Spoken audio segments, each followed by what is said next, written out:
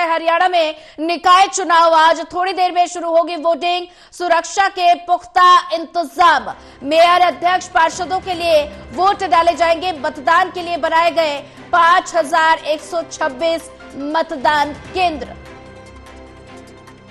हरियाणा में निकाय चुनाव आज, बस थोड़ी ही देर में वोटिंग प्रक्रिया शुरू हो जाएगी। सुरक्षा व्यवस्था के पुख्ता इंतजाम किए गए हैं। मेयर, अध्यक्ष, पार्षदों के लिए वोट डाले जाएंगे। मतदान के लिए बनाए गए 5126 मतदान केंद्र। और ज्यादा जानकारी साझा करने के लिए हमारे साथ विशाल सिंह जुड़ चुके हैं। विशाल, हरियाणा में निकाय चुनाव आज और बस थोड़ी ही देर में वोटिंग प्रक्रिया शुरू हो जाएगी। सिर्फ आधे घंटे का वक्त बचा है वोटिंग प्रक्रिया शुरू होने में। सुरक्षा व्यवस्था के क्या कुछ इंतजाम मतदान केंद्रों पर किए गए हैं?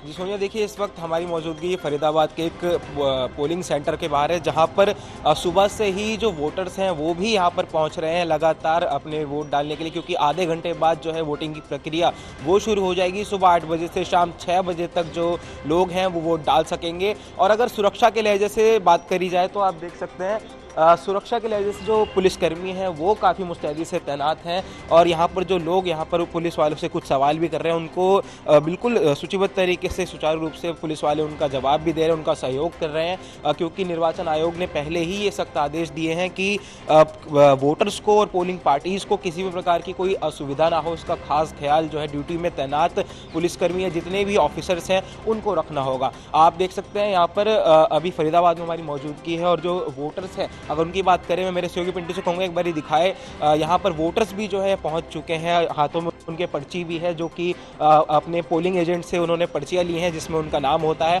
और फिर आधे घंटे का इंतजार और है, फिर वो मतदान केंद्र में पहुँचेंगे, जो कि सरकारी स्कूल है वहाँ पर पहुँचेंगे और वहाँ पर जाकर वोट डालेंगे। और ये प्रक्रिया जो है शाम को 6 बजे तक जारी रहेगी। और महज आधे घंटे का इंतजार और है, लोग वोट डालने पहुँच रहे हैं सुबह से ही, ताकि जो आज रविवार का दिन है तो भारी संख्या में जो वोटर्स हैं उनके पहुंचने की उम्मीद जताई जा रही है। क्योंकि और अगर बात करें फरीदाबाद में तो कुल 15 लाख, लगभग ऐसे 15 लाख मतदाता हैं, वैलिड मतदाता जो आज अपने मत का प्रयोग कर सकेंगे। वहीं अगर मतदान केंद्रों की बात करें तो 1302 मतदान केंद्र जो हैं वो बनाए गए हैं फरीदाबाद में। और पुलिसकर्मियों की तैनाती की बात करें तो पूरे जो अलग अलग जो पोलिंग स्टेशन हैं वहाँ पर धारा 163 लागू कर दी गई है। और वहाँ पर किसी भी प्रकार के जो पॉलिटिकल पार्टीज़ हैं उनका वहाँ पर आना 100 मीटर की दूरी तक जो है प्रतिबंधित रहेगा। और यहाँ से 100 से 200 मीटर की दूरी पर ही जो पॉलिटिकल पार्टीज़ हैं, जो पॉलिटिकल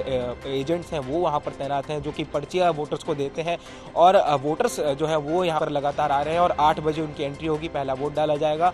और ये प्रक्रिया जो है शाम को 6 बजे तक इसी प्रकार जारी रहेगी। बिल्कुल विशाल, अगर बात की जाए तो बस थोड़ी ही देर का वक्त बचा है, वोटिंग प्रक्रिया शुरू हो जाएगी। सुरक्षा व्यवस्था को लेकर क्या कुछ इंतजाम है? और बात की जाए तो महिलाओं के लिए कितने मतदान केंद्र बनाए गए हैं फरीदाबाद में?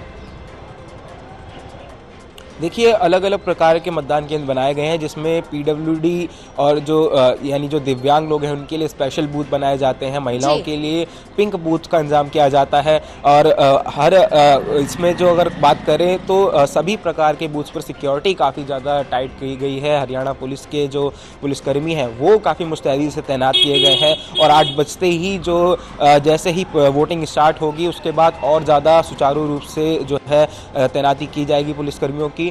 और अगर बात करें तो जैसा कि हम पहले बता रहे थे कि 15 लाख, लगभग 15 लाख जो है मतदाता फरीदाबाद में है। और उम्मीद है आज रविवार का दिन है तो काफ़ी भारी संख्या में वोटर्स टर्नआउट जो है रह सकता है। लोगों की बात करें तो जैसे हम पहले ही बता रहे थे कि सुबह से ही 8 बजे अभी बजे नहीं है, आधा घंटा है अभी वोटिंग स्टार्ट होने में, लेकिन लोगों का जो पोलिंग सेंटर्स पर आने का सिलसिला है वो जारी हो चुका है। लोग काफ़ी उत्साहित नजर आ रहे हैं, क्योंकि नगर निगम के चुनाव हो, विधानसभा के हो, लोकसभा के चुनाव हो, सभी चुनावों में अगर जनता काफ़ी अपनी उत्सुकता दिखाती है तो वो एक लोकतंत्र को मजबूत करने के लिए काफ़ी बड़ी बात मानी जाती है। और नगर निगम के चुनाव हैं फरीदाबाद में, मेयर पद के लिए और निगम पार्षदों के पदों के लिए चुनाव होने हैं। और इसके लिए भी काफ़ी जो है वोटर्स का खासतौर पर काफ़ी उत्साहित नजर आ रहे हैं। बिल्कुल विशाल, अगर बात की जाए तो पोलिंग बूथ पर वोटर्स का पहुंचना शुरू हो गया है और आधे घंटे का समय बचा है वोटिंग प्रक्रिया शुरू होने में। तो ऐसे में वोटर्स में कितना उत्साह नजर आ रहा है?